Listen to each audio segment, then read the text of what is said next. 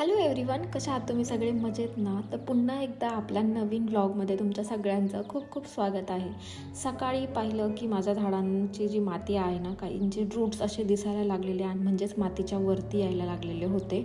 तर त्याच्यामुळं काही झाडांची मातीची मोकळी केली आणि झाडांना थोडी थोडी फ्रेश सॉईलसुद्धा ॲड केली, जेणेकरून त्यांची मुळं अशी झाकली जातील. आणि आता विंटर स्टार्ट होईल, त्याच्यामुळं झाडांची ग्रोथ ही थोडीशी कमीच होणार आहे माहिती आहे. आणि जी झाडांची पानं अशी पिवळसर पडलेली होती ती सुद्धा काढून घेतली.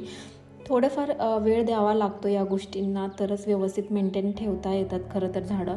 पण आता विंटर स्टार्ट झालेलं आहे, त्याच्यामुळं काळजी जास्तच वाटते आहे की झाडं व्यवस्थित राहतील ना, कारण वेळच्या वेळी यांना ऊन वगैरे देणं गरजेचं असतं. जेवढं जमेल तेवढं नक्की करायचा प्रयत्न करायचा.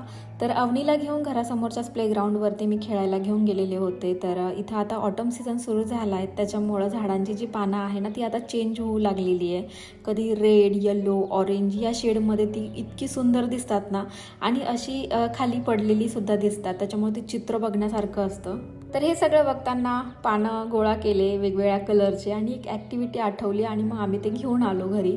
तर पनीर बिर्याणीचा प्लॅन होता संध्याकाळचा जेवणाचा. तर त्याच्यासाठी मग आधीच राईस वगैरे मी शिजून गेलेले होते आणि आल्यानंतर हे पनीरचे स्लायसेस आहे ना ते कट केले. त्यांना लाल मिरची पावडर आणि थोडीशी हळद आणि कोथिंबीर घालून शालो फ्राय केले. इकडे ग्रेव्हीसुद्धा तयार करून घेतली होती. आता ग्रेव्ही एकदम सिम्पल होती. कांदा, टोमॅटो, अद्रक लसूणची पेस्ट, आपला पुदिना, कोथिंबीर, हिरवी मिरची, त्याच्याबरोबर जे काही आपल्याकडे मसाल्याच्या भांड्यामध्ये असणारे जिरे पावडर, लाल मिरची पावडर, गरम मसाला हे सगळं घातलं आणि एक बिर्याणीचा मसाला होता तो घातला आणि छान मस्त ते परतून वगैरे झाल्यानंतर राईसची एक लेअर ठेवली आणि त्याच्यावर हे पनीरचे क्यूब ठेवले. तर एवढी टेस्टी झालेली होती ना, सिम्पल आणि एकदम फास्ट अशी बिर्याणी. तर मला अशी आवडते, जास्त तामझामवाली आवडत नाही. तर गरमागरम ही बिर्याणी तयार झालेली आहे पनीरची.